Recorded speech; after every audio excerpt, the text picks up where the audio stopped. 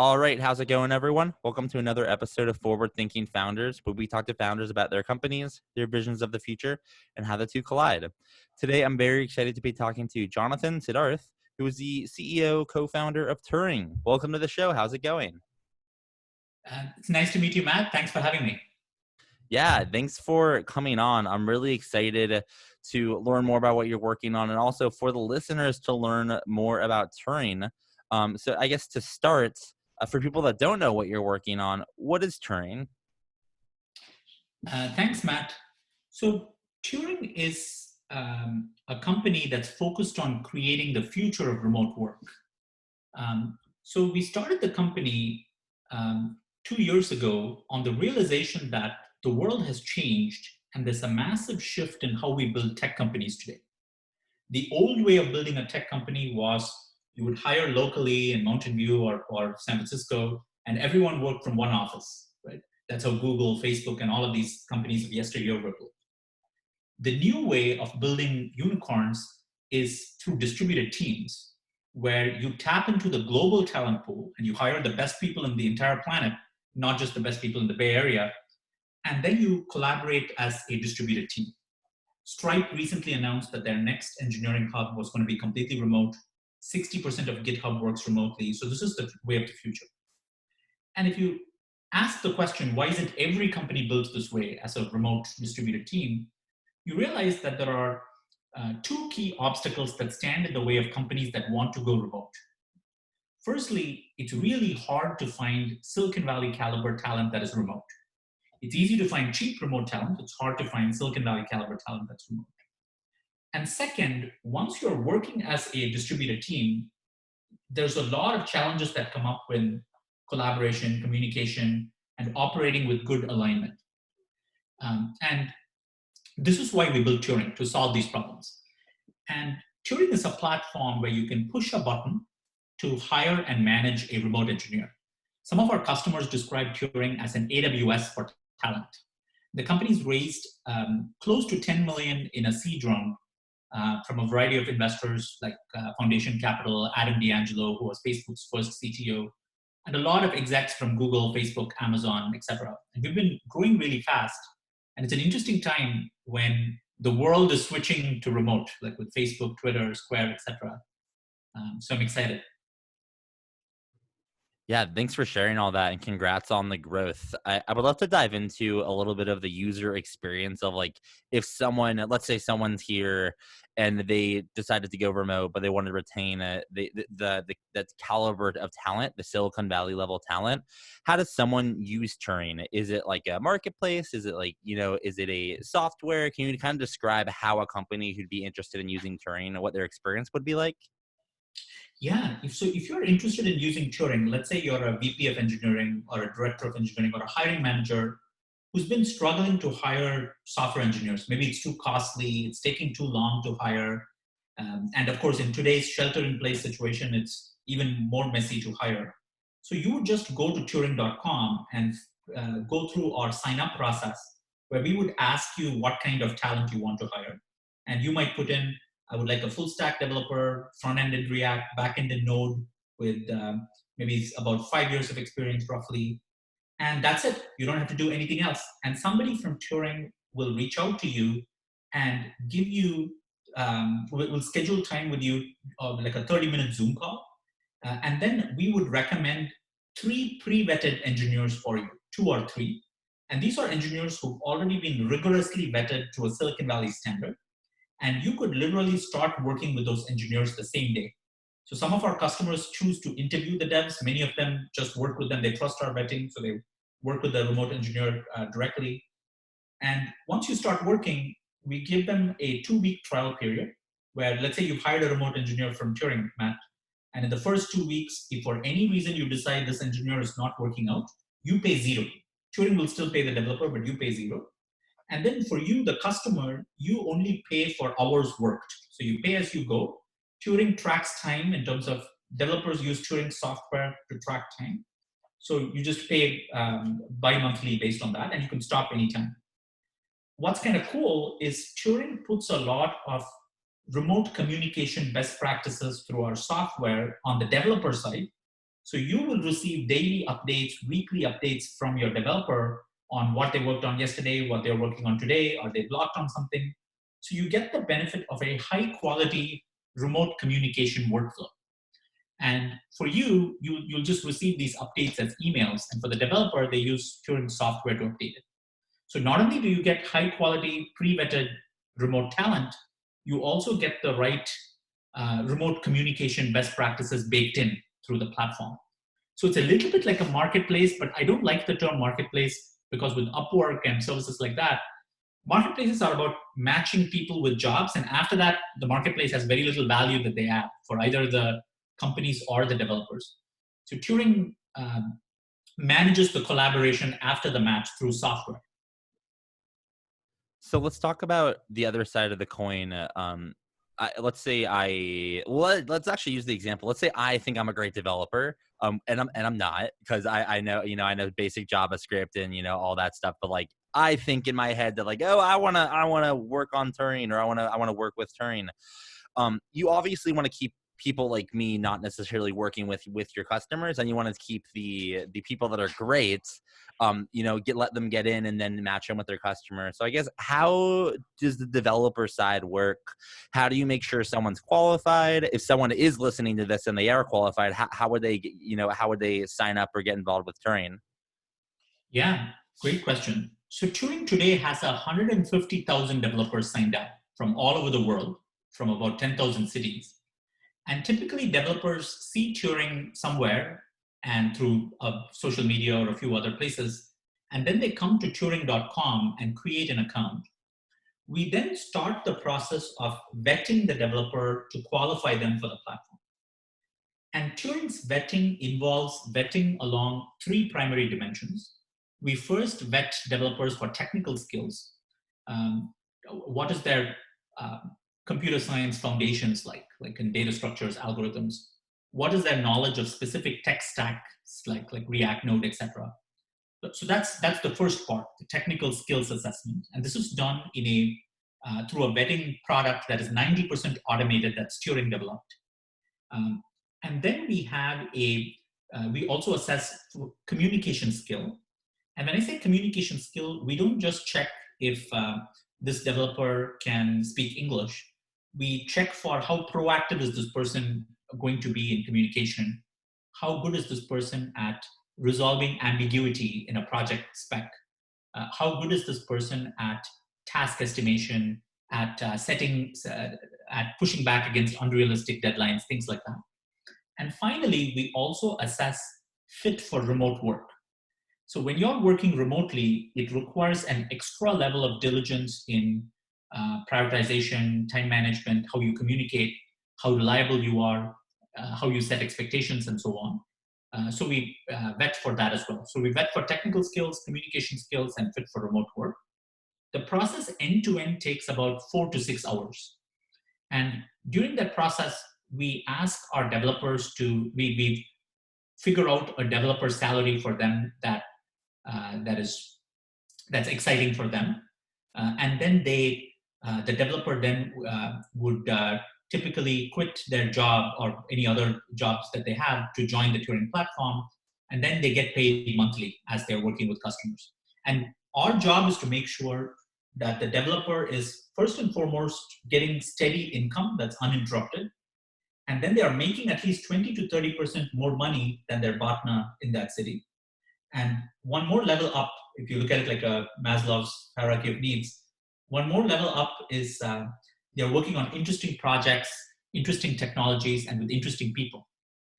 And finally, like Turing is also a way for developers to have recognition among their peers. If you're a highly ranked Turing developer, it's a badge of honor for many of them. That's really interesting to hear how it works, and I think the process is awesome. I have one more question about growth and just kind of what's going on in the world in the last several months.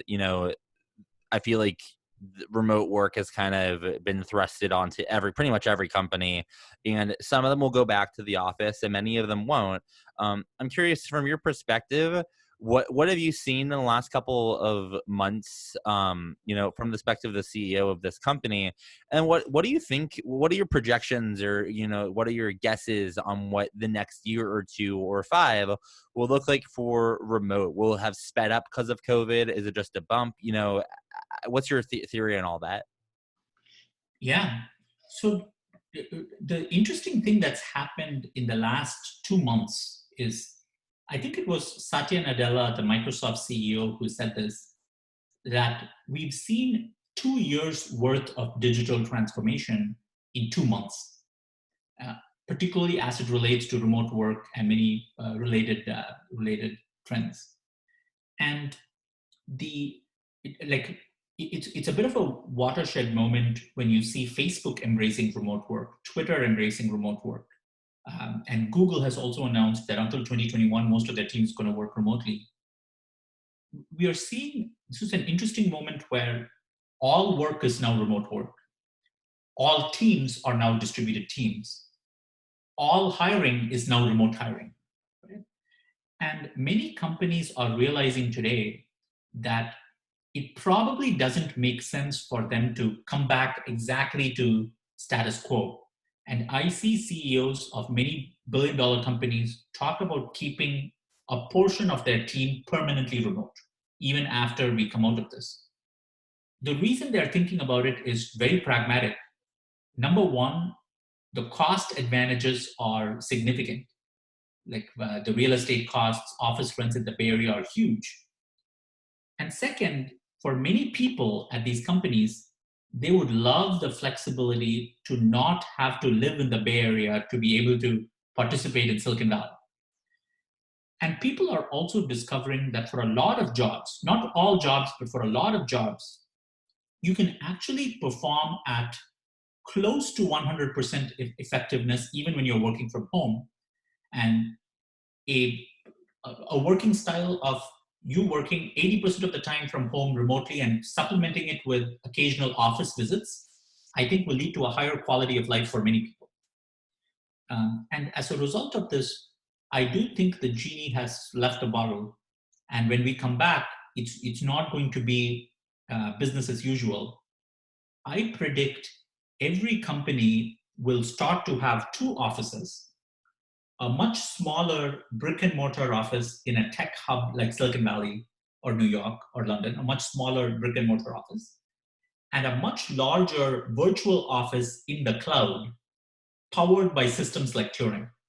So you have one static team and one elastic team in the cloud, and you might um, you might scale that elastic team much more dynamically. Like you might reconfigure the skill profile of the team differently. You might scale up, scale down more easily. So I imagine that as a much more stable office composition for this new era that in the future of work that we're heading to. I actually don't think the solution is fully distributed teams. I mean, you see some companies that are sort of no office, everyone works from home. I personally don't think that will work well for a lot of companies because it's just too hard for certain jobs when you don't meet in person. I do think we'll have small tech hubs, but with like one small office supplemented with a much larger virtual office in the cloud. So you just kind of went over the last couple of months and what the next couple of years will look like. Let's look out, let's say a decade, and talk about what will Turing look like then, or I guess in other words, what's your big vision, and what will it look like when it unfolds in a decade or two? Mhm. So the future we are driving towards is a fully self-serve experience. Like let's say Matt, like you're starting your next company. We want you to be able to go to a beach with your laptop and a credit card with maybe with a lot of VC funds in the bank. Uh, and you start your company from your laptop. Like you come to Turing.com, you choose what type of pre-vetted developers you need. Okay, I like one. I want one front-end developer, one back-end developer, one UX developer. You see a bunch of pre-vetted developers show up. You choose them, and you get started. Like you start going without having to even speak with a human. Right? and the developers are managed by Turing software. Turing will take care of all the hassle of hiring and managing a remote engineer. You don't have to worry about anything. So it's it feels like Amazon. It feels like AWS, this talent cloud that's helping you. And on the developer side, if you zoom out to about 10 years, um, we envision in the Turing office a lot of people selling their own apps. So Turing will be what Microsoft was to the digital office. Turing will be that for the remote office. So because we are plugging into a ton of developers on the supply side and a ton of customers on the demand side, anybody who wants to sell software for remote offices like could use Turing as a distribution medium. And a company will be able to buy software through the Turing remote app store to improve the collaboration effectiveness of their distributed team. Like one of the more the cooler things that we envision is, if you're looking out 10 years, I'm pretty sure we'll have holograms. So when you're working, you imagine an office where you see like a hologram of your coworkers in your living room who you could talk to and brainstorm with and work with. I think that's going to be really cool. Um, I do think things like virtual reality and holograms will bridge the gap between a remote office and a physical office much more. And um, can you imagine, like one of the cool things could be like even a hologram that's time synchronized with you. So it could be somebody who showed up for work and worked maybe 4 hours phase shifted in time, but maybe you see a replay of their work so that it perfectly matches your time zone. So there could be all sorts of fun things that happen. I think one thing that we can all be sure will be the case is that, much like for our phones, we've stopped calling these smartphones, right? This is just a phone, the iPhone that I have. I think we'll stop calling remote work remote work. I think the term remote work will die in about 2 to 3 years. And after that, it'll just be work. This is just the way we work. And we'll think it's kind of stupid that we thought that the only way to work was within a radius that we could drive to in a car. You're painting a pretty special and an awesome future for work, not remote work, but for work, which is great. As someone that plays probably a little too much VR, than I should in the last several months because I have the Oculus Quest. I have honestly, like on the VR side, I see that. Like I can almost see that. It just, you got to get the distribution of the headsets, but I see that definitely. For my last question for you, would love to know. Well, I guess it's a two-pronged question. So usually the question is, how can the forward-thinking founders community help you? But you're a sponsor of the show. You're sponsoring June, so I will make it a little plug at the end, anyways, on how I want to help you and how I want the audience to help. But I'm just curious for you: is there any other way that the forward-thinking founders community can help you build your vision of the future and make Turing the company that you want it to be in the next decade? Yeah, thank you, Matt. I appreciate it. I think for all the amazing forward-thinking founders listening to the show, as you build your company, um, what would be? I mean, we'd love to hear what you're building and hear how we can help you build your company, like with pre-vetted talent from Turing. Turing talent is massively less expensive than hiring from the Bay Area or other online platforms. So it's higher quality and lower cost. And we also have a bunch of freebies that we would love to offer for your audience. For qualified customers on Turing, we also offer $10,000 in free AWS credits if you're building your company. Turing also comes with that 2-week trial. So I think when you're thinking of scaling your engineering team, if you are thinking of hiring high quality engineers and find it kind of costly to do so, or if you know others who are hiring, recommending Turing to them, that would be super helpful and much appreciated. And other than that, I would say follow Turing on Twitter, support us as we advance the future of remote work. Um, That would be it. And if you're a developer who's listening, who wants to be on the platform, also do sign up and tell us how we can make it better for you. That I appreciate all of that, and just to cap it off for anyone listening, Jonathan and I got acquainted on Twitter, like, I don't know, 2 years ago, maybe a little less than 2 years ago.